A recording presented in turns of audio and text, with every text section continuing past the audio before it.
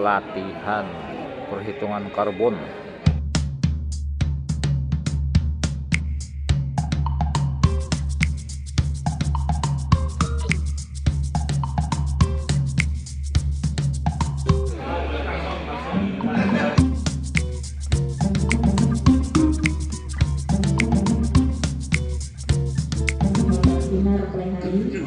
Indonesia kebangsaanku, Kalimantan Selatan. Apabila kita sudah mulai melangkah mensosialisasikan kepada masyarakat, kita sudah paham. Apalagi saat ini pemerintah sedang giat-giatnya untuk menyusun peta arah mitigasi. Nah, tentu ini nanti ada kaitannya. Karbon ini selalu dibicarakan dari waktu ke waktu. Di Provinsi Kalimantan Selatan kebetulan dilaksanakan beberapa kali workshop terkait dengan FNET Volume Matching 2030. Karbon menjadi sesuatu yang penting, bukan menjadi rencana aksi di dalam Volume Matching 2030. Semuanya adalah banyak berkaitan dengan karbon.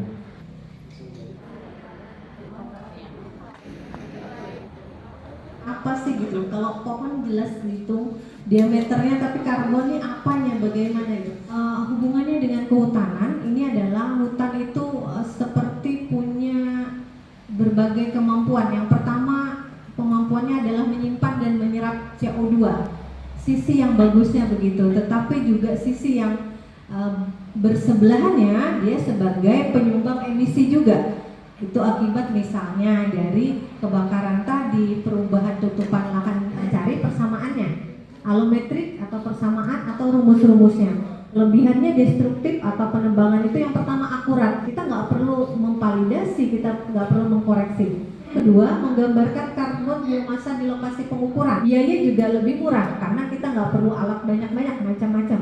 Area yang kita hitung itu bisa banyak, Pak. Kalau kita destruktif nggak mungkin kita bisa banyak areanya. Kekurangannya adalah berpeluang overestimate. Kadang-kadang persamaan orang lain tidak sama dengan site spesifik kita ditapak di pelihari. Potong-potong, timbang, ada batang, ranting, kemudian ada tajuk gitu, yang atas gitu. Nah, kalau kita hanya ingin tahu biomasanya atau karbonnya, cukup begitu. Lalu setelah timbang basah, maka lakukan timbang kering pada saat setelah dioper. Jadi itu sebenarnya sesimpel itu kalau untuk mengetahui biomasa. Jadi belum ke karbon itu, Pak. Berat keringnya itu adalah biomasa. Nanti biomasa tinggal dikali 0,47 sudah jadi karbon. Udah kan, Pak? Tanya begitu ya. Kita punya area sekian hektar gitu. Dalam SNI tidak ada disebutkan jumlahnya harus berapa, tapi tergantung dari keperluan kita. Jadi ini ternyata peneliti harus pintar-pintar mengatur sendiri. Tetapi kalau kita lihat di batas ekologi itu adalah yang rapat itu 2,5 hektar per stratifikasinya, artinya kalau lahan kering 2,5. Kemudian kalau yang sedang itu kerapatannya sedang itu bisa di 1 hektar. Mulai ada yang 5 sampai ke atas alometrik biomasa itu. Jadi yang B sama dengan gitu. Kalau ini tidak ada, jika tidak ada juga kita punya alometrik biomasa itu, kita lanjut ke pendekatan 3. Alometrik volume di lokasi kita. Kalau tidak punya juga, maka lanjut ke pendekatan 4, yaitu alometrik di tempat lain yang sama jenisnya, juga sama sebaran diameternya, lalu kita pakai di tempat kita. Yang kelima tadi itu adalah perhitungan alometrik yang menggunakan diameter dan tinggi. Jadi diameter dan tinggi nanti kita hitung menjadi volume. Volume nanti kita masukkan dengan word density, kemudian dikali dengan BF tadi, dapatlah biomasa. Jadi beberapa kali, tetapi itu paling mudah, paling sering kita gunakan karena tidak semua lokasi itu memiliki alometriknya. Mau yang kiri, mau yang kanan, monggo Bapak Ibu silahkan.